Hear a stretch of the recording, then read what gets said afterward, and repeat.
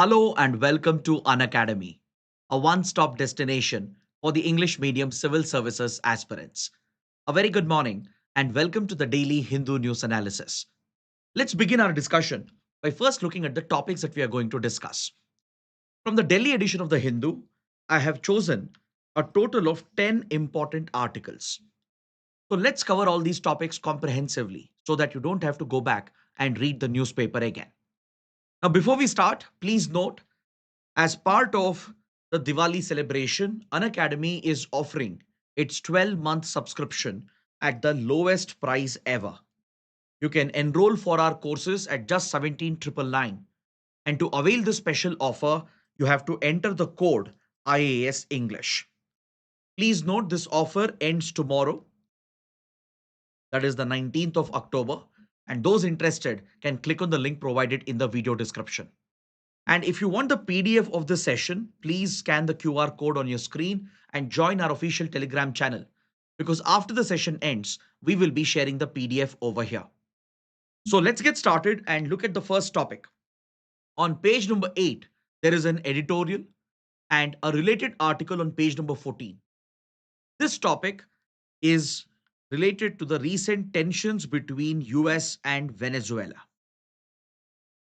Currently, this is one of the most pressing topics in geopolitics. In fact, before I start, let me tell you that today's Hindu newspaper is dominated by IR topics, especially the editorials and columns. So, one of the most important articles in today's paper is the rising tensions between US and Venezuela, how there is a possibility of a war, a bigger conflict breaking out between the two countries. The editorial calls the actions of United States as a blatant aggression which goes against the principles of international law. So let's understand this argument. Let's understand what's happening between US and Venezuela, and let's go a little deep into this topic, as this is a development which could significantly impact India's interests as well. In recent months, tensions have been going up between US and Venezuela. The United States under President Trump has accused the president of Venezuela, Nicolas Maduro, of essentially enabling drug trafficking into the United States. The US is alleging that the Venezuelan president has essentially turned into a narco terrorist and working with drug cartels and enabling the trafficking of drugs into the United States. Trump has also accused Venezuela of pushing refugees and illegal migrants into the United States. So, combating drug trafficking and preventing the entry of illegal migrants from across Latin America has been one of the key promises that Donald Trump has made to his electorate as part of the presidential campaign. So, Trump is essentially trying to cater to his domestic audience, trying to take a tough stand against Venezuela to tackle the menace of drug trafficking and the influx of refugees and illegal migrants. Now, the question is, how far are these allegations true? What is United States doing in order to combat the threat? And are these allegations really true and genuine? What has the US done to escalate tensions in this regard?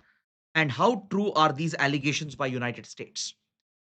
So if you look at media reports in the last 1.5 months, the United States has carried out a massive military mobilization towards the Caribbean Sea. You can look at the map here. The Caribbean Sea, which is present off the coast of Venezuela. Venezuela is a South American country. Here you can see the Central America region, and this would be the tip of Florida of United States. So essentially between US and Venezuela, you have the Caribbean Sea, and the US military, particularly the Navy, has carried out a very large scale military mobilization. More than 10,000 American troops have been pushed into the Caribbean Sea, and especially from the American military bases that are located in Puerto Rico. Puerto Rico is a Caribbean nation where US maintains a very formidable military base. So from here, multiple warships and even drones and armed drones have been deployed into this region. And some of the American vessels and drones are coming very close to the coastline of Venezuela. Then, just a couple of days ago, Donald Trump has confirmed that he has authorized the CIA, the Central Intelligence Agency, to engage in covert action in Venezuela. Now, this is basically confirmation from the US president that he has authorized the intelligence agency of the US to sabotage and to destabilize Venezuela, which could possibly indicate American attempts to carry out another regime change operation in the Latin America region.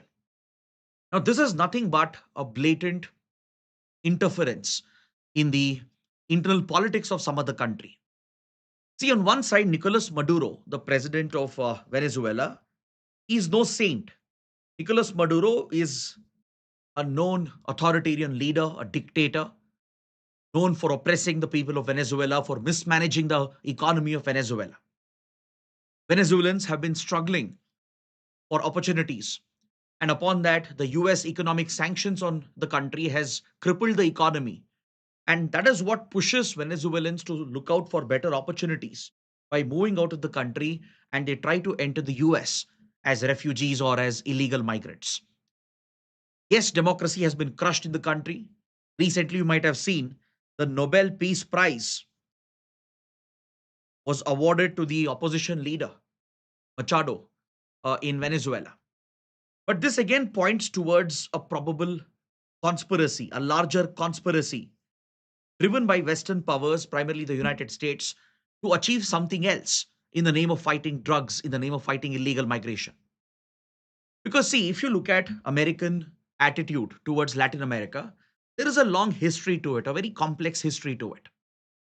The US has engineered multiple regime change operations across Latin America region, from the Caribbean island countries to Central America to South America. In multiple countries, the US has been always interfering. You might have heard of the Monroe Doctrine, which was issued by the then American President Monroe during the colonial period. He had basically declared Latin America as a region where United States should be the sole power exercising influence. He had ordered the European colonial powers to stay away from Latin America. So since 1800s, United States has been trying to control, influence the entire Latin America region. It issued a order to the European nations through the Monroe Doctrine, asking them to stay away from interfering from this region. And since then, the US has exploited the resources, the wealth of these countries. And believe it or not, United States has even supported authoritarian governments, military dictatorships. It has even supported insurgency and right-wing extremist terrorism across this region. In some cases, US has enabled the production of drugs and the trafficking of drugs in this region. This is the brutal history of US intelligence operations and American foreign policy in Latin America region. For example, in the Central American country of Guatemala in 1954, there was a democratically elected government. And just because this democratically elected government was nationalizing the United Fruit Company, which was a very crucial stakeholder for American businesses in the field of agriculture, the US carried out an intervention. The CIA carried out a notorious regime change operation, enabled the bombing of the country, many civilians were killed, and a democratically elected government was toppled, leading to permanent instability in Guatemala. Even today, the country is destabilized. Take, for example, Chile in 1973. Even this country was having a democratically elected government under Salvador.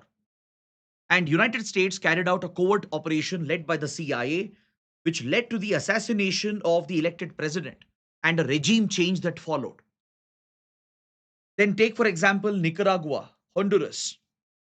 In all these countries across Latin America, the US has been constantly interfering.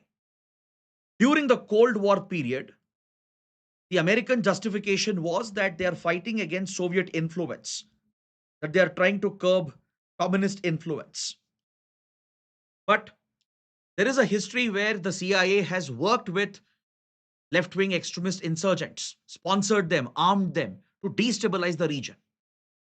If you look at the deadly drug cartels of Colombia, the deadly drug cartels of Mexico, some of them have actually been enabled by US intelligence to serve their own geopolitical interests, mainly to control the resources, to control the government in power, and thus control the policies of these governments, which could in turn favor the United States. So there is a rich history of US interfering in this region, destroying this region as well, pushing the region into conflicts, toppling democratically elected governments, getting democratically elected leaders assassinated, and sponsoring extremists, insurgency, drug trafficking, and even enabling the rise of authoritarian regimes and military dictatorships. In fact, it is this instability across Central and South America which causes large scale flow of illegal migration towards the United States. As people seek better opportunities, they will seek to move towards the US, leading to the problem of illegal migration. And the US complains about the same later. So much of the problem the US faces today is largely its own creation, from drug trafficking by the Colombian Mexican drug cartels and the problem of illegal migration which comes from across this region, right? For example, you might remember what the US would have done in Cuba in 1960s just to target Fidel Castro, a Soviet ally, a communist leader. The CIA planned a massive invasion, the Bay of Pigs invasion, and they ended up being defeated. But eventually, you can see that American intelligence and military activities and foreign policy towards this region has largely had a destabilizing effect across the Latin America region. Now, for India, this is of direct interest because India has a very large diaspora community across the Caribbean and Latin America. For example, if you look at Trinidad and Tobago, if you look at Guyana or Suriname, there's a very large Indian community present over here, and India has very good diplomatic and trading relations with all these countries.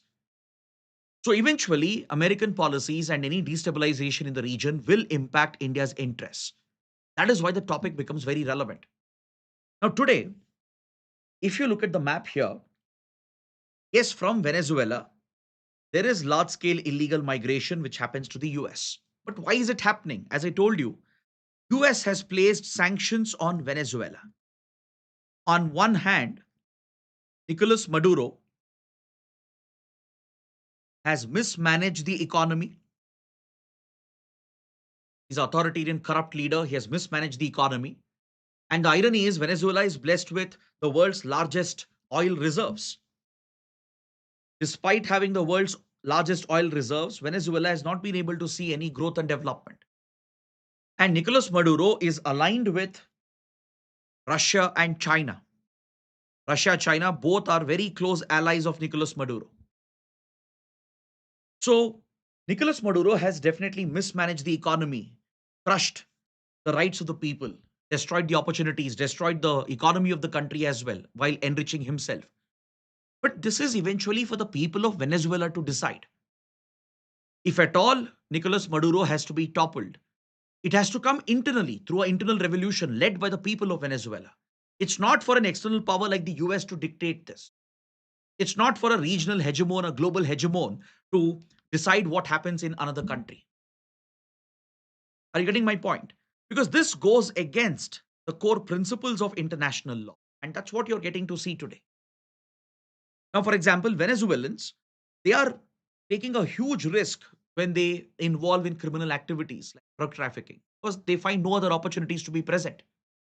They take the risky migration route via Central America and pass through even the Darien Gap, the deadly forested region in Central America. Crossing the Darien Gap itself is a big feat, and many people lose their lives. And in neighboring country Colombia, there are multiple drug cartels which operate over here.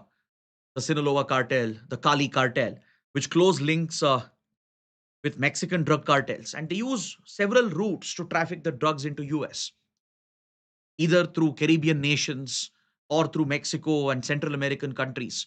These drugs are trafficked. So it's not just Venezuela which is creating the problem. So now United States has carried out military strikes as well in international waters over here. It has carried out drone strikes essentially using armed drones such as the Reaper, the MQ-9B Reaper drones. It has struck multiple boats and vessels, and up to 27 people have been killed. So tensions are rising very quickly, and Venezuela has carried out a counter mobilization.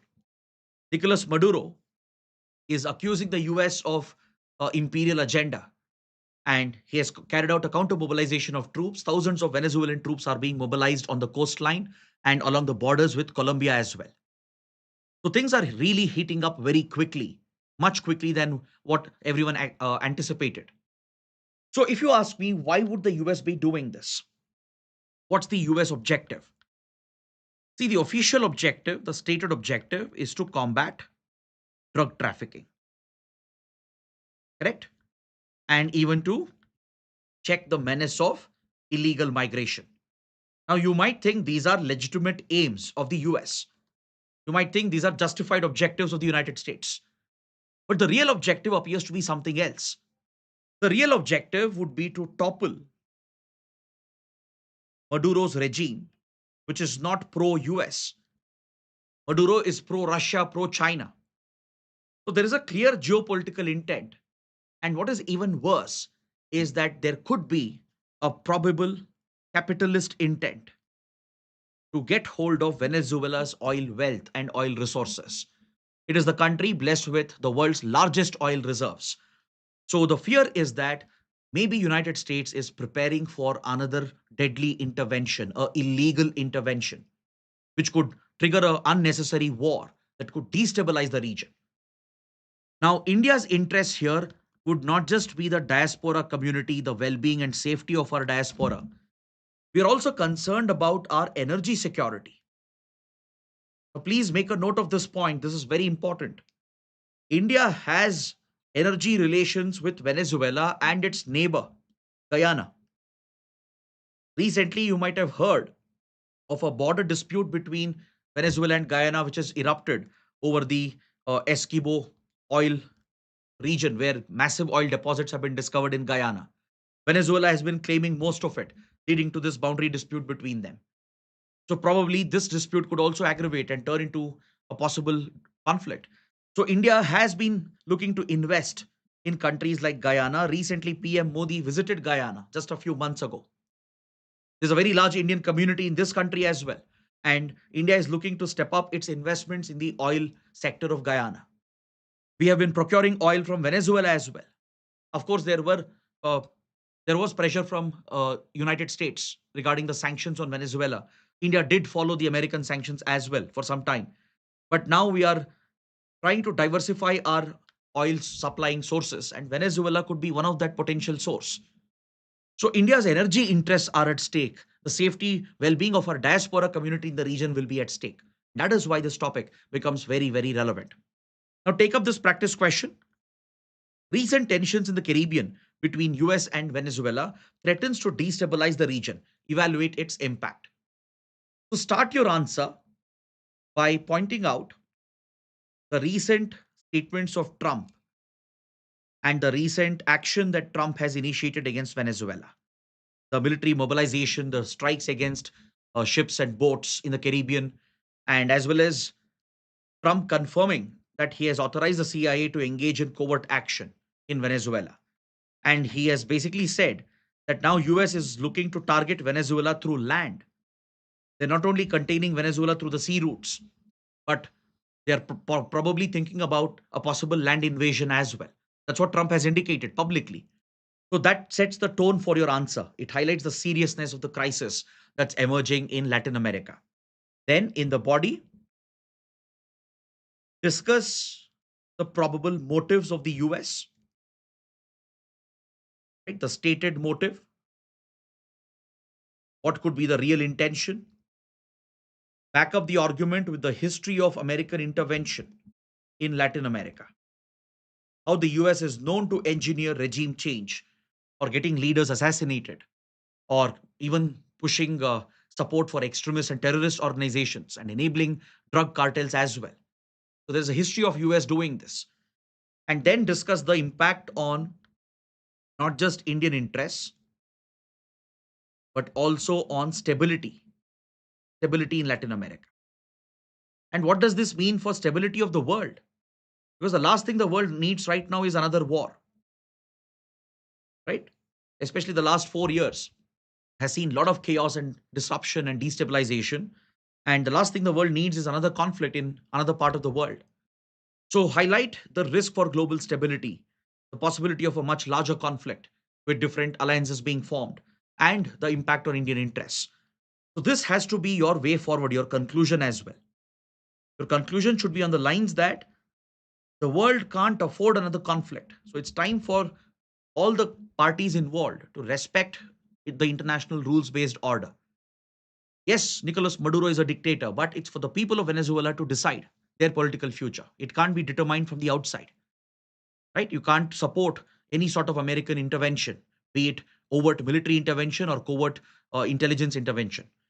So you need to clearly take a stand in that regard and point out that such interventions further destabilizes the world.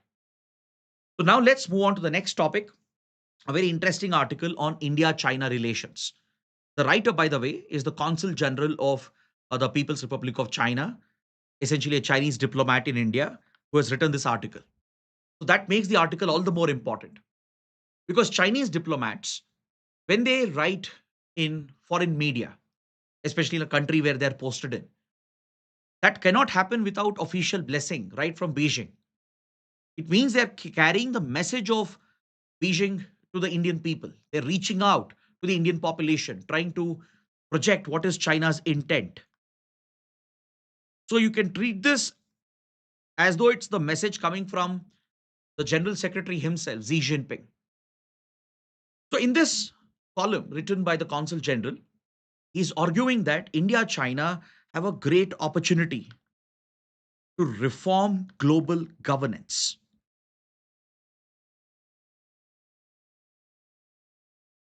The writer begins by talking about the reset in the relationship that has been seen, and he basically projects the relations between India China from 2014 to 2019. How PM Modi and Chinese President Xi Jinping met multiple times, showing the close bonds and camaraderie between them and establishing strong economic, trade, and cultural ties. Because during this period, which was during the first term of Prime Minister Modi, India China actually had a very cordial relationship. Our trade was booming, increasing exponentially. And India China were actually collaborating as well in some areas at the global platforms. So the writer points towards the close ties between the two leaders, but he carefully avoids mentioning the 2020 Ladakh clashes and the border tensions that followed. He does not explicitly mention them, which means the PRC is looking to erase this episode from the memory of the people of India and China. It doesn't want this to be a hurdle in the relationship. Because right now, China is looking at India as a partner to change global governance and to reform the way in which the world order is being governed, especially at a time when United States has become a common threat for both China and India. China realizes that India can be a partner, that India is a indispensable partner to work together to form a new world order. Because see, the rise of China is something that is 100% which is going to be seen in the coming years, in the coming decades. The decline of US has already begun, which the US administration still doesn't realize, or they are desperately trying to prevent the further decline of the American supremacy. So this explains the erratic policies of Trump, the chaos that US has been causing in global trade, in global geopolitics. And the hypocrisy of US has always been part of its foreign policy. But given the way in which India has also been targeted and threatened by Trump's policies, it creates an opening for China to reach out to India to try and form an alliance of sorts, a partnership of sorts, of two of the largest countries in terms of their population, to work together to reform global governance and maybe lead to the establishment of a new world order. That is the vision China is looking at right now. And China would need more partners like India, and it knows India would need partners like China as well. As long as leaders like Trump remain in power in the US, and as long as US remains a unreliable, hostile partner, India would also need other partners to diversify its relations, to diversify its trade. So in this context, the writer, the consul general, deliberately ensures that he doesn't mention the Ladakh clashes, the bitter episode. I mean, they're not trying to cover it up. It appears as if they are trying to erase this episode itself. Forget that this bad thing happened. Leave it as a bitter memory and focus on a forward looking relationship. The article gives you the feeling that Chinese leadership is looking at the future of India China working together, collaborating together. That intent is very, very evident. The writer repeatedly refers to the Kazan summit of BRICS in 2024 and how the breakthrough was achieved, how the reset was started between India and China, without mentioning the sensitive boundary issues and the ongoing border talks. He refers to the success that India China have seen at the Kazan summit and how it led to the Tianjin meet between PM Modi and Xi Jinping. At Tianjin, China recently hosted the SCO summit. So, by using the multilateral platforms of BRICS and SCO, India China have worked together in the last 1 year to resolve their differences over the Ladakh crisis. They've reset the diplomatic relationship, brought back normalcy in the relationship. They are resuming their trade.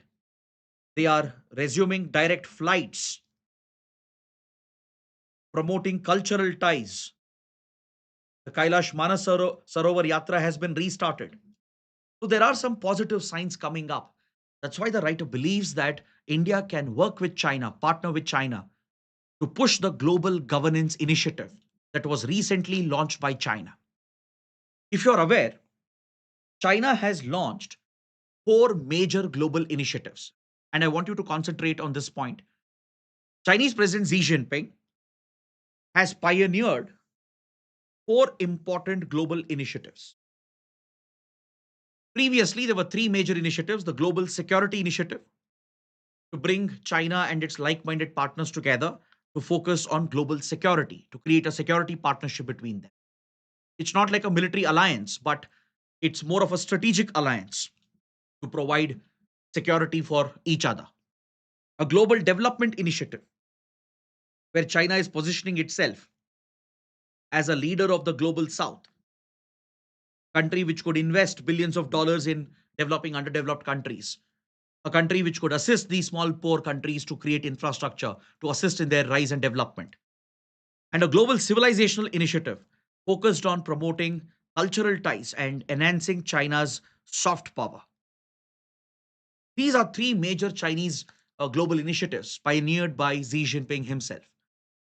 So at the Tianjin summit of SCO, which happened just last month, Xi Jinping announced another global initiative of China, the Global Governance Initiative, the GGI. It's part of this initiative that China wants India to be a participant, India to be a key player in working with China to implement the Global Governance Initiative. Now, through the Global Governance Initiative, China has proposed a new idea to govern the world. It wants to introduce these global governance reforms.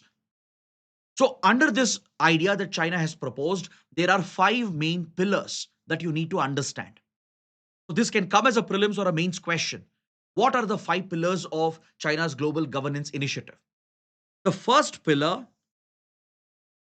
basically commits all the countries to respect the sovereignty of the other nation. This is directly drawn from the UN Charter. In the UN Charter, there is a mandatory obligation on every member state to respect the sovereignty of the other nation, treat each other as equal partners. This sovereign equality is the first pillar of the global governance initiative, which is being pushed by China. Essentially, China has said, regardless of the size or strength or wealth of a nation, every nation should be treated equal. Their sovereignty, dignity should be respected. There should be no external interference. And each country should have a choice to choose its development path, its political path, and its social systems. Basically, China is defending its communist setup while respecting democracies. China talks about championing democracy through this initiative in other countries if it is suited for other countries. But internally, it wants to retain its close authoritarian system.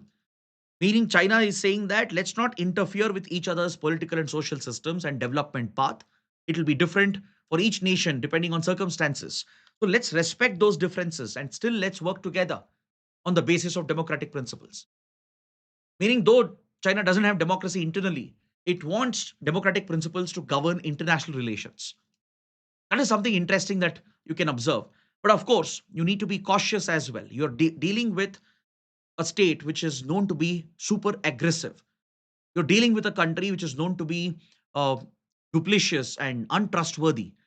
So India will always have to exercise this invite from China with caution. India can't blindly embrace China. But of course, India is looking for a partner as well, because especially given the American tariffs and the American hostility, India is now looking for partners to diversify its exports, to build partnerships with others like China, so that we can protect our independent foreign policy and our foreign policy interests. The second principle of this initiative is a commitment to international rule of law. Now, this is quite ironic again because China itself is the biggest breaker of international rules. If China really wants to uphold international rules, it should start leading with example in the South China Sea and stop its hostilities and tensions with Philippines and others. It should respect international rules as far as India is concerned. When it comes to respecting sovereignty and treating each other as equals, China should start this in practice with India with regard to the border dispute that we have. As of now, China has made the right moves by working out a reset with India. But again, you can't trust China entirely because there is a history of China betraying India and essentially violating Indian sovereignty repeatedly. Even at a time when India has been friendly, India has been trying to embrace China. China has been carrying out incursions. This has happened in the past under the Vajpayee government, under the Manmohan Singh government, under the Modi government as well. So India needs to deal with this approach cautiously. You can't trust China entirely, but at least China pushing for a new reform initiative is something that needs to be welcomed. And there is indeed an opportunity for India China to work together. Because in the past, we have been good friends. We have worked together in early 2000s, for example. India China were partners at WTO, opposing the developed countries. At climate change negotiations, India China were partners. We were part of the basic group with Brazil and South Africa, providing leadership to all the developing, underdeveloped countries for the global south and opposing all the developed nations. So there is a history where India China have worked together. So it might happen again, but India will have to be cautious. The third principle of the global governance initiative is multilateralism. Because today the world is becoming more protectionist. Countries are getting isolated. They are becoming inward looking, right? You can look at United States, for example.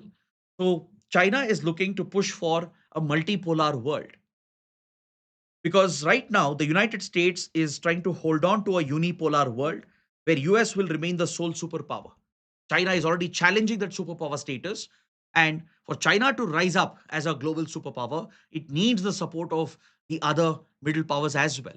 And it's pushing for a multipolar world and trying to support multilateralism under its idea of global governance initiative. The fourth pillar is for a people centric approach.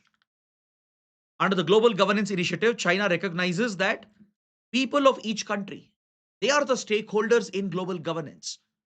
The citizens of each nation play a role in determining the international relations of a country. So it's asking the governments to respect the aspirations and the will of the people. It is essentially trying to push governments to respect the demands and aspirations of the population. But again, this is ironic. China itself doesn't do it. If, let's say, Chinese ask for free speech and expression, would China grant that? But again, this is the dichotomy that you see. China's internal behavior, external behavior can be completely different. And externally as well, China will say something else and it will do something else. That's why I'm saying again and again that India can't trust the Chinese offer blindly. India will have to be cautious, but indeed there is an opportunity to collaborate and work in some areas. Finally, the last pillar is to achieve real results. Because right now, the global governance has been broken. Look at WHO mishandling the COVID 19 pandemic. Look at the UN being useless in preventing any conflict, from Ukraine to Gaza to any other war. So the time has come to achieve some real results through global institutions. And in that regard, China is pushing for this new idea to reform the existing institutions itself. The Global Governance Initiative is not a new institution. It's not a new order that China is trying to create. China has clarified that it's not looking to topple the UN. It's not looking to replace the UN and the other multipolar institutions. It's looking to make them better, make them more efficient through better partnerships with like minded countries. So, this is the idea of China's global governance initiative. Is that clear? So China is not looking to reframe the world order. It's not looking to create new institutions which can rival the UN or which can end Western dominance. It is looking to reform the existing institutions, ensure that there is greater stability, respect towards sovereignty, and ensure that there is a multi-polar world where different powers have a voice. Ensure that there is mutual respect towards each other. That is what China is trying to at least claim that it is promoting under the Global Governance Initiative. So, can India blindly take up this offer to work with China to reform the global governance framework, or should India be cautious? Right, that is the dilemma for us. So, the answer is somewhere in the middle. Of course, India can't trust China blindly. We have to be cautious, as I said. But there is indeed an opportunity for India China to work together, especially given the erratic behavior of United States. Given the challenges that United States is creating and how the world has become more chaotic, right? India, China do have a big role to play. If they can work together, they can actually bring out greater stability in the world order and improve global governance. So that's where the opportunity lies for both countries. Now, coming to the next article, there's a column related to Afghanistan, its equation with Pakistan, and the opportunities that lie for India. The article is also a word of caution for India when it comes to dealing with Taliban, right? So this article is brought out following the visit of Taliban's foreign minister, Amir Khan Mutaki. The column is written by Tara Karta, a former director in the National Security Council Secretariat. The National Security Council, the National Security Council Secretariat, it's part of the National Security Council. It's part of the National Security Council and acts like a think tank, which brings experts, former retired officers together from the services as well, from academia and research institutions as well. And it acts like a guiding light for the government on national security matters. So Tara Karta has served as the director of National Security Council Secretariat, and she's talking about the opportunities for India-Taliban relations, what challenges are present, and given the current conflict between Taliban and Pakistan, what could be the future for the region. So there's a related article as well on page 14. So let's combine both of them and have a quick detailed discussion on this important topic. Now, as you all know, the Taliban has been reaching out to India. India has been resetting its relations with Taliban, right? So this is something we have discussed several times in the last few days. But now Taliban is facing a dilemma within Afghanistan and as well as with Pakistan. Taliban is facing a big challenge. What is this challenge? On one side, Taliban faces a threat from the Islamic State in Khorasan province. In Afghanistan, there is a branch of ISIS, a branch of Islamic State called ISIS Khorasan. And on the other hand, the Afghan Taliban has a brotherly relationship with the Pak Taliban. The Pak Taliban, which you know as the TTP, Tehreek-e-Taliban Pakistan, which targets the Pakistani state, which is looking to topple the Pakistani government and target the Pakistani army, right? Now, for Taliban, which is a radical extremist outfit which has captured power in the country. Right now, it has formed the interim government. The immediate threat comes from terrorist organizations like Islamic State. The ISIS Khorasan poses a direct threat for the Taliban. Now, if you look at the map here, ISIS Khorasan controls few territories, particularly towards eastern and southern parts of Afghanistan, which is also the stronghold of the Taliban. This is where you find the Pashtun community, the Pashtun ethnic tribes along the Durand line, both on the Afghanistan side and the Pakistan side. So, though Taliban controls and dominates most of Afghanistan today, there are certain pockets closer to Kandahar along the Baloch border.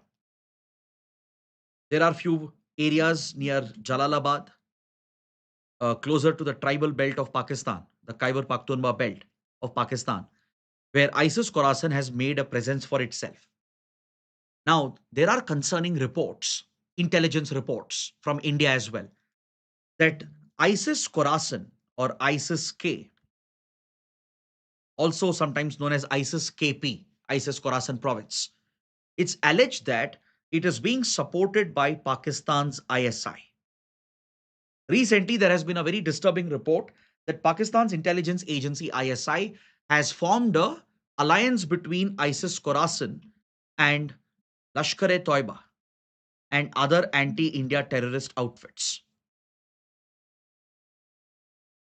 That includes Jaish-e-Mohammed. So there have been credible intelligence reports that the ISI has been facilitating a alliance between Islamic State Khorasan and anti-India terrorist outfits such as Lashkar and Jaish. So this could spell trouble for the entire region. Pakistan has been using Islamic State to target some of the local ethnic communities, including the Baloch people, where it is oppressing and crushing the Baloch movement. Now, there is fear in Afghanistan. The Taliban itself is worried that Pakistan might use Islamic State to target the Afghan Taliban regime. Because at one point, Afghan Taliban and Pakistani state, they were friends. The ISI army were controlling Afghan Taliban like a puppet, using Afghan soil for anti-India terrorist activities. But this time, the Taliban is slightly different. Taliban is asserting its sovereignty. Taliban doesn't want any Pakistani interference. So this has broken their equation. And also the fact that Afghan Taliban is backing the TTP, the Pak Taliban, which is a threat to the Pakistani state. A clear difference and divide has come up between them. Now, the dilemma for Afghan Taliban is that if they don't support Pak Taliban, if they don't support the TTP, they might get support from ISIS Khorasan. There is a possibility. Pakistan might facilitate this by itself. Right? Though TTP is a threat, this has been Pakistan's deadly game with terrorism. There are instances where Pakistan has enabled few extremist terrorist outfits, which could even pose a threat to Pakistan itself. So this is the cruel irony of Pakistan's policy of terrorism. Right? Just because of its obsession with India, its obsession to use terrorism to destabilize India, it can go to any extent. Or even without Pakistani involvement, TTP might approach ISIS-K for support. And this coalition, which if it happens, could be a threat to Afghan Taliban itself. That's what pushes Afghan Taliban to back the TTP. More importantly, their ideological brothers, right? TTP is made up of the same Pashtuns. So they have a closer link, a connection, and Taliban has a desire to keep the ISIS-K away. And they're even key for targeting and decimating ISIS Khorasan in the Afghanistan-Pakistan region. In fact, when US exited the region, it trusted Taliban to take care of the ISIS threat. If you look at the US Taliban peace agreement, the Doha peace agreement, Taliban has promised to not allow Afghan soil to be used by any terrorist organization against Western countries, United States and European countries. This commitment has been given by the Taliban, which means the US was expecting Taliban to tackle the ISIS threat. So in the middle of this, Taliban reaching out to India is a very, very interesting development. Taliban has essentially given a guarantee to India, a similar guarantee that Afghan soil will not be used for attacks against India. See, previously, this was the problem for us. In 1990s, in early 2000, Taliban was a puppet of Pakistan's ISI. It was facilitating anti-India terrorist activities, allowing Pakistan to use Afghan territory and the border areas to support terrorist groups like Lashkar, Jaish, and the others, who would in turn target India. But now the same Taliban is committing to India that they will not allow their territory to be used against India. And this is shocking for Pakistan. It explains the divide, the split between them. So, on one hand, Afghan Taliban is backing the Pak Taliban, not just to gain leverage over Pakistan, but to keep Islamic State away. And then it is reaching out to India, building closer ties with India, and committing to India that Afghan territory will never be used against India. So this basically corners Pakistan. So I think now you can understand as to what could have led to Pakistan attacking Afghanistan last week. The TTP has been scaling up its attacks from the Baloch region to the Khyber Pakhtunkhwa region. TTP has been scaling up its attacks against Pakistani state. So Pakistan's retaliations also have gone up, and it explains why Pakistan targeted with airstrikes in Kabul. It was trying to take out the leader of TTP, Nurwali Mehsood, right, who heads the Pakistan Taliban, was the target of Pakistani airstrikes. Now, Taliban, which has been retaliating, right, it's trying to protect its sovereignty, can't allow a foreign country to blatantly breach its sovereignty. So, Taliban has taken a firm stand that it will fight back, and it has led to a major clash between both the sides, between Afghanistan and Pakistan. A lot of people have been killed, a lot of soldiers have been killed, civilians have been killed on both the sides. Now, apart from countering terrorism with the help of Taliban, what are the other advantages for India? See, right now, Afghanistan has a major governance problem. Taliban is not able to govern the country. Why do you think Afghan Taliban is being friendly to India? Why do you think they are seeking support from India, reaching out to India, giving a guarantee to India that our soil will not be used for terrorism? Because they need India's help. They need funds from India. They need projects from India. They know Pakistan can never provide that, but India can. India has a history of investing in Afghanistan. We've already invested up to $3 billion in the country and executed some very big projects. We have constructed the Salma hydropower dam. We have built the Zaranj Dilaram highway. We have built multiple hospitals. We have trained their armed forces, supplied some arms and weapons as well in the past. So Taliban not only wants maybe recognition from India, right? Obviously, Taliban craves official diplomatic recognition from India as the largest democracy. At the same time, they want more funds and investments and projects to come from India. So one such project where India can assist the Taliban is the Shatut Dam.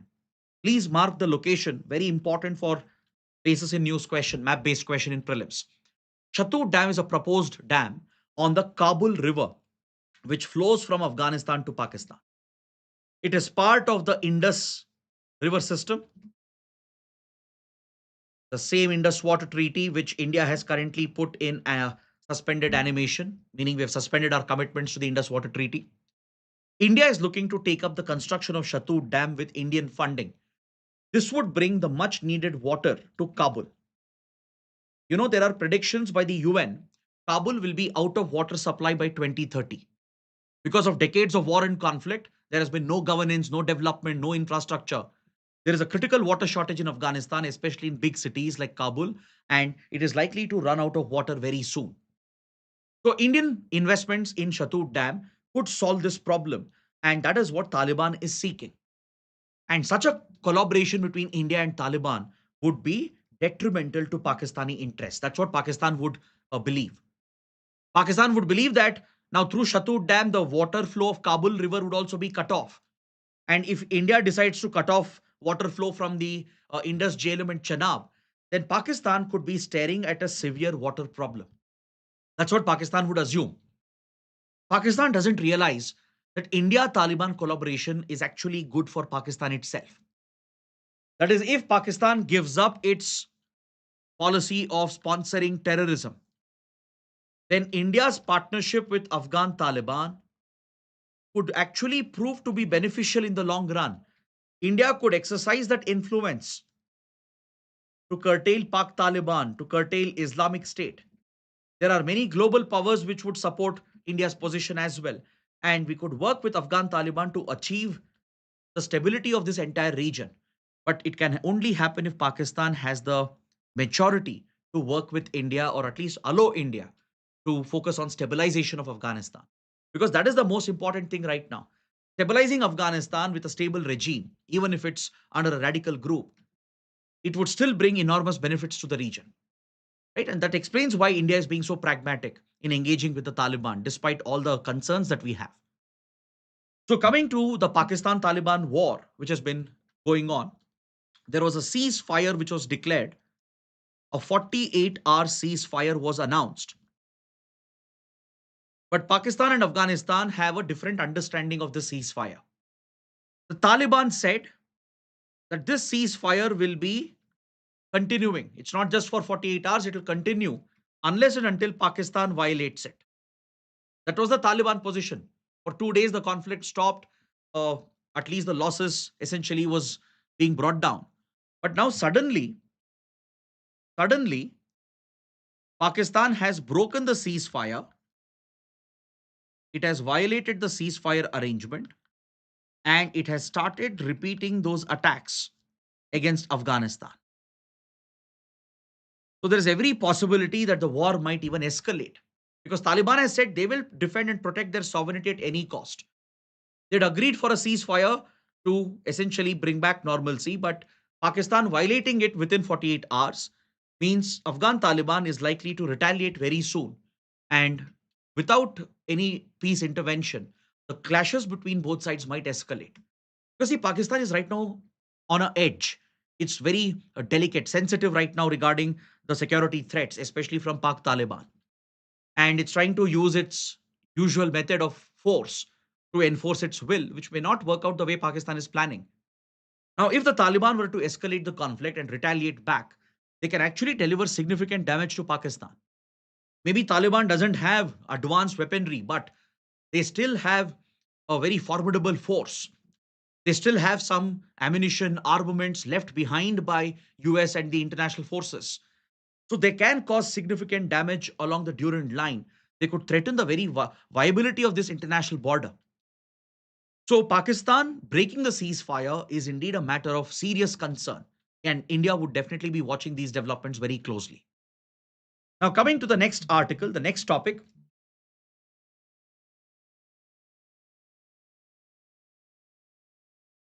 The foreign minister of Egypt has visited India to hold the first ever strategic dialogue between India and Egypt.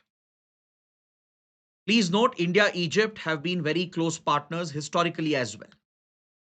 In fact, we both were the co-founders of the non-aligned movement. Then Prime Minister Nehru, who founded the NAM, was a very close friend of legendary Egyptian leader Gamal Abdel Nasser. So India and Egypt have a lot of things in common. Our common stand against imperialism, right?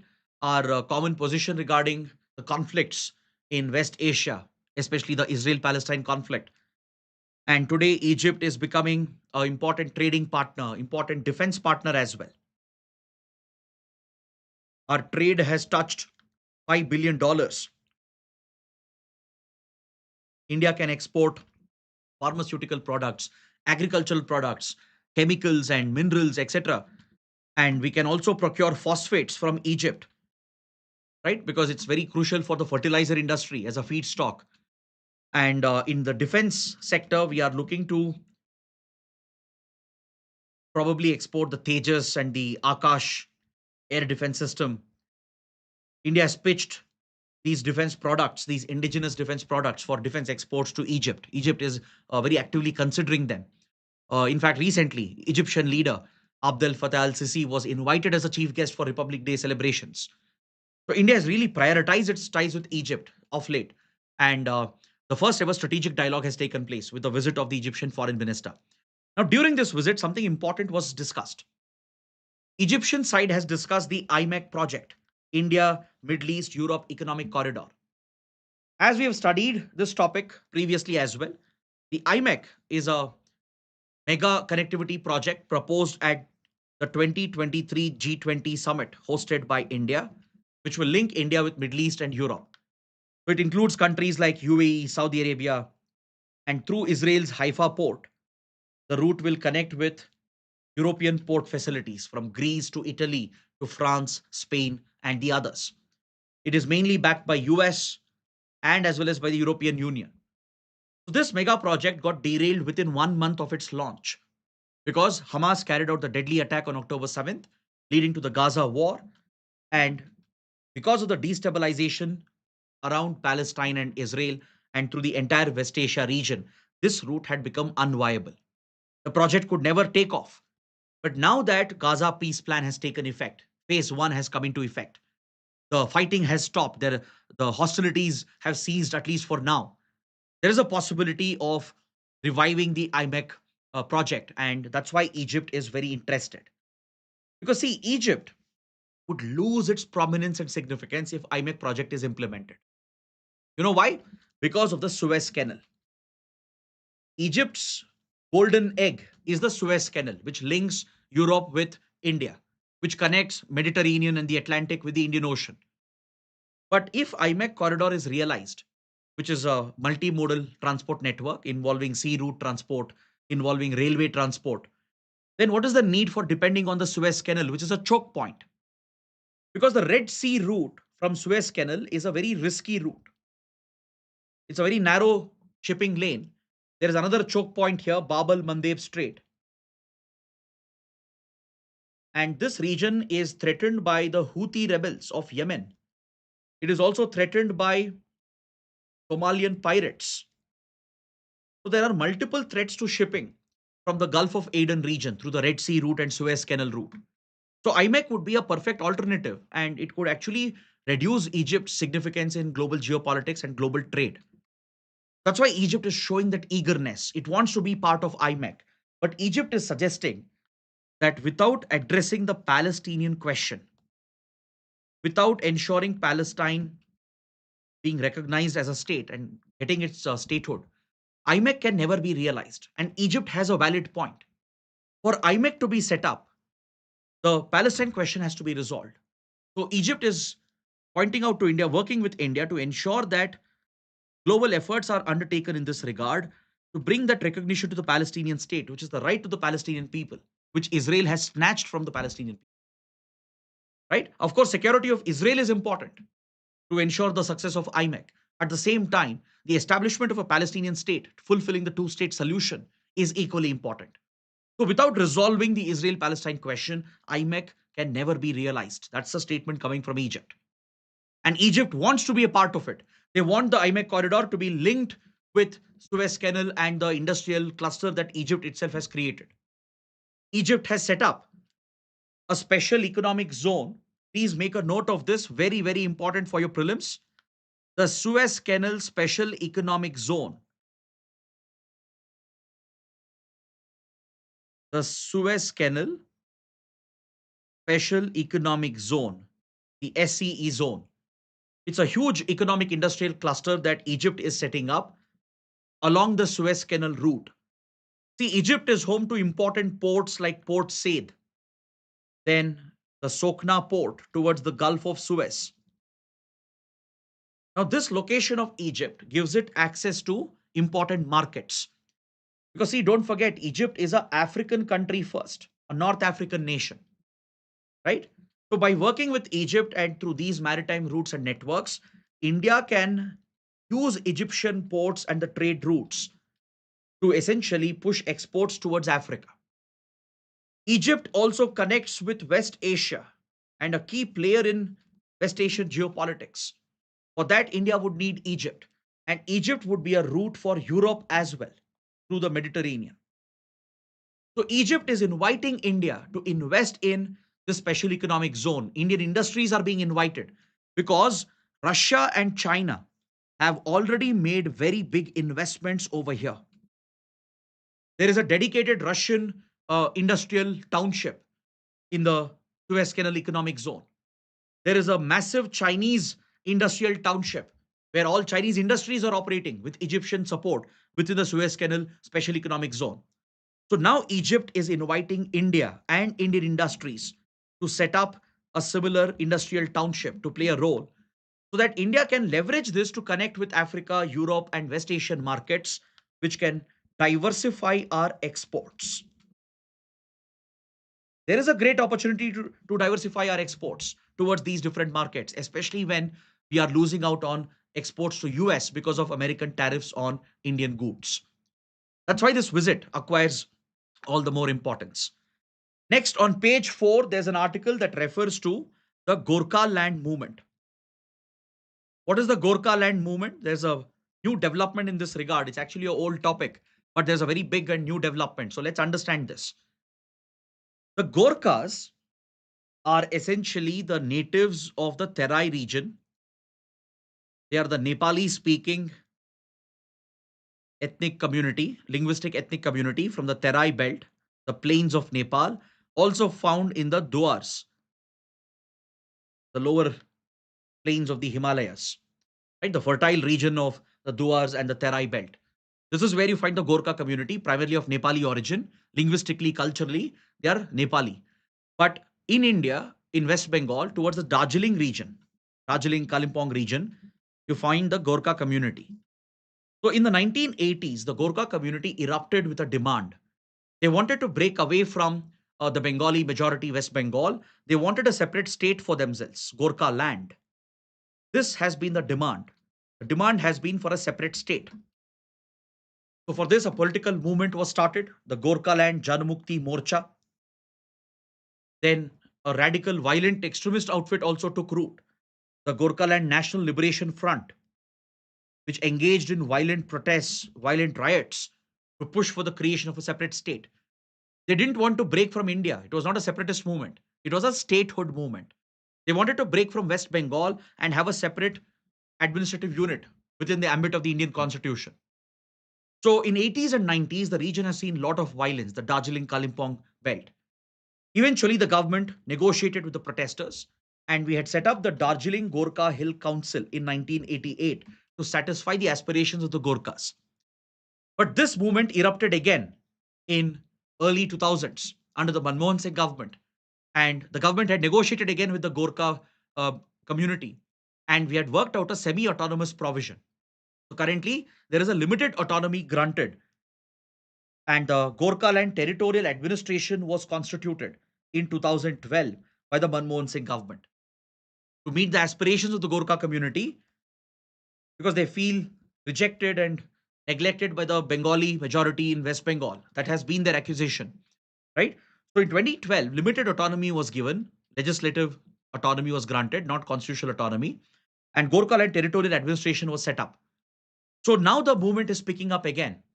There is a voice coming from Gorkhaland region for statehood, and the ruling BJP has been supporting the creation of Gorkhaland. This is part of BJP's electoral manifesto as well. The BJP has promised to create Gorkhaland as a separate state by bifurcating West Bengal. So, to take forward this proposal and to talk to the Gorkha leaders, the Home Ministry has appointed a new interlocutor, the former Deputy National Security Advisor. The former Deputy National Security Advisor, Pankaj Kumar Singh, who has retired from the IPS, senior IPS officer. He headed the BSF as well. He was the Director General for BSF. So he served National Security Council under Ajit Doval as the Deputy NSA. Now he has been appointed as the interlocutor to lead the talks because the previous interlocutor, Lieutenant General Vijay Madan, he retired back in 2011, right? And then the limited autonomy was given. Gorkhaland Territorial Council had been set up in 2012. So now the talks are being resumed for the statehood demand. And there are suggestions coming, right? That maybe before the next election cycle, the central government might decide to create Gorkhaland as a separate state, or maybe with a higher degree of autonomy. But again, there's no clarity on this, but any such moves are opposed by the opposition parties, the Trinamool Congress, the Congress party. They're opposing splitting West Bengal for electoral considerations, right? So that is the issue that you need to understand. But you need to realize that the demand for Gorkhaland as a separate state has been revived. The demands are coming up again, and the center is already talking to the leaders of the Gorkha community. Next, a very, very big development in terms of tackling Naxalism. In just a span of few days, within a week, more than 300 Naxals have surrendered in the country. This is the biggest ever surrender as far as Naxals are concerned.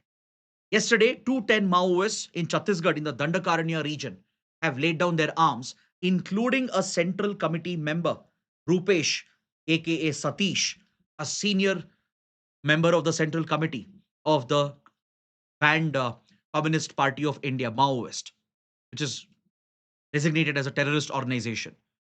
Just a couple of days ago, we discussed the surrender of Bhupati, another top central committee member who was slated to become the next general secretary. So India is stepping up its fight against Naxalism. We are in the last phase of bringing down Naxalism. And the government of India has brought out these interesting infographics that gives you some insight and data on the weakening Naxal movement in the country and the success of the Modi government in almost eradicating left-wing extremism. So you can go through this. I will just take you through the key points and you can refer to these infographics later. You can use them in your answers, especially for mains answers in internal security. See, ever since PM Modi and Home Minister Amit Shah declared a Naxal Mukt Bharat, right, the government has stepped up the fight. And in the last 1.5 years, hundreds of Naxals have been killed, several have surrendered, and especially in the hotspots, particularly in Chhattisgarh, in the Bastar region, the Naxal held areas have been essentially taken back into government control. The so called liberated areas have been completely decimated by the security forces. Several top commanders, central committee members, Politburo members, they have all surrendered or they have been killed. The general secretary himself, Basavaraju, was killed by the targeted operations. Large scale recovery of weapons has been reported. Naxals who are surrendering, they're surrendering with weapons and they're accepting the rehabilitation package being given by the state governments. So they're being brought into the mainstream. And the main hotspot, Abujamad in North Bastar and the Karegutta Hills in South Chhattisgarh on the borders of Telangana. This was the hotspot, the headquarters of sorts of the Naxals today. This has been completely liberated by the security forces, right?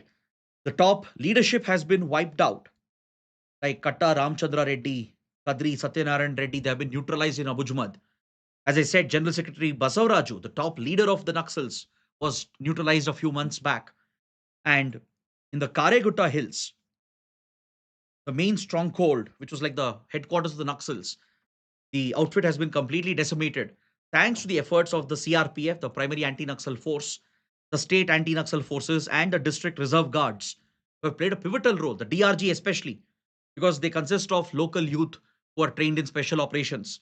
It consists of former Naxals who have surrendered. So the usage of DRG, effectively based on intelligence led operations, has given this remarkable breakthrough for the Indian forces. Now, with the surrender policy being active, most of the remaining leaders of the Central Committee Politburo, they are surrendering. And in the last just few days alone, within a week, more than 300 Maoists have surrendered. So today, the affected districts, they are down to hardly 11 to single digits. The security presence has gone up significantly. Number of fortified stations have jumped. The night landing facilities for helicopters has increased, which increases the accessibility for CRPF and the anti-Naxal forces. So the deployment of better technology, fortification of the security forces and the police stations, the modernization of the forces has really helped in breaking the back of Naxalism. So if everything goes as per plan, by March 2026, India could very well become free from Naxalism. Next, another recurring topic, the governor of Tamil Nadu, R.N. Ravi, is back in news. It's triggered a controversy again. R.N. Ravi has asked the Tamil Nadu Legislative Assembly to reconsider a bill that was passed. Governor R.N. Ravi is already accused by the Tamil Nadu government of essentially misusing the office of the governor and interfering with the powers of elected government and the elected legislature.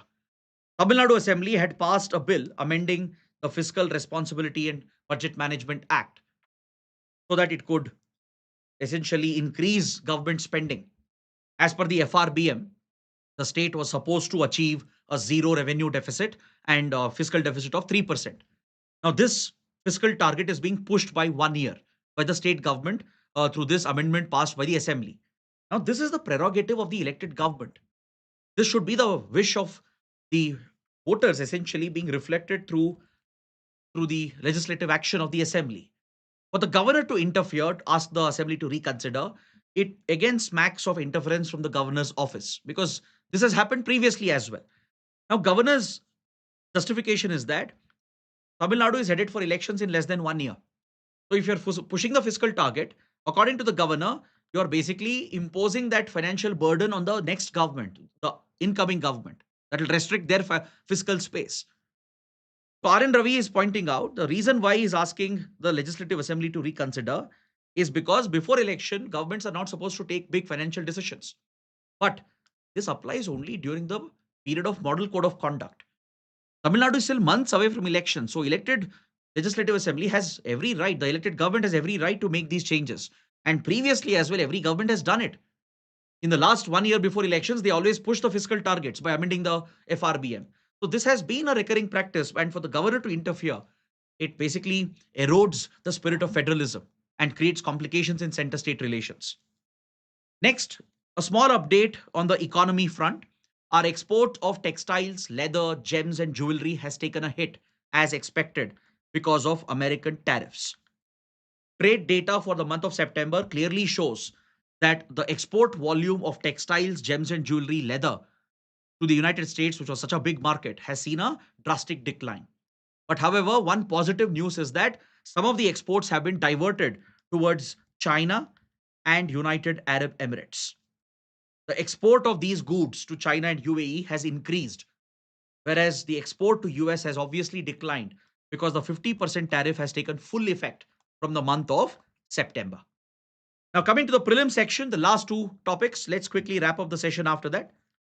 Hindu carries an image of the LCA Tejas Mk1, which has been produced by a new assembly line that was set up at HAL's production unit in Nashik. The HAL has two main production units for the LCA fighter jet, the light combat aircraft, a multi-role next generation fighter jet. The primary production happens in Bengaluru, where HAL has two assembly lines, production lines for the Tejas. The HAL has now set up a new facility in Nashik to produce a Tejas Mk1. The HAL also produces an indigenous trainer jet, HTT-40, Hindustan Turbo Trainer 40. So this is produced using the assembly line in Bengaluru at the main HAL facility. Now a new production line has been opened in Nashik for producing HTT-40 trainers as well. This points towards India's indigenization when it comes to defense equipment. The two sophisticated equipment like fighter jets and jet trainers. So the extent of indigenization is going up, and the Tejas Mk1 is a special variant which is equipped with electronic warfare suites and better radars. It is an enhanced version of the LCA Tejas. The Indian Air Force has already placed a large order, and this is being seen as a replacement for the MiG-21, which has been decommissioned. So Tejas Mk1 is one of the most sophisticated variants, a highly tech-enabled variant that comes with advanced electronic measures, which can play a big role in network-centric warfare environment. It comes with new radars and it comes with better seekers to hit the targets. Right. So electronically, it's a much more advanced jet as far as the previous variants of the Tejas are concerned. Coming to the last topic, a study has established that the rotavirus vaccine can actually be effective against gastroenteritis in children. That's what the study has established. So please note, rotavirus vaccine is already part of our universal immunization program since 2016. So this vaccine is administered to infants and children, right? It is given at the age of 6 months. It is administered at the age of 6 weeks, sorry, not 6 months, 6 weeks, 10 weeks, and 14 weeks. In these three intervals, This oral vaccine is administered to infants. It offers protection against rotavirus. Yeah. So it's part of the universal immunization program administered in stages. It's an oral vaccine administered at 6, 10, 14 weeks after birth. And it mainly gives protection against this disease that affects infants and children. Rotavirus is known to cause severe diarrhea. It leads to severe gastrointestinal problems. It's a viral infection, mainly spread through fecal and the oral route, mainly spread through contamination, right? Contamination of food and water sources with the fecal material, which might have the virus. And this spreads through the fecal oral route and it causes a very deadly gastro condition, leading to severe diarrhea amongst infants and children. Sometimes it leads to death as well. It is a contributor to infant mortality rate. But today, there is a vaccine available. The rotavirus vaccine provides not just immunity against this disease, but it is also known to improve the gastroenteritis condition in children. That is what a new study has established. So just note down the basic facts about this disease and the vaccine. So this brings my detailed analysis to an end. I hope you guys have understood everything. If you like the session, do press the like button and don't forget to subscribe to our channel. That is it. Thanks for watching.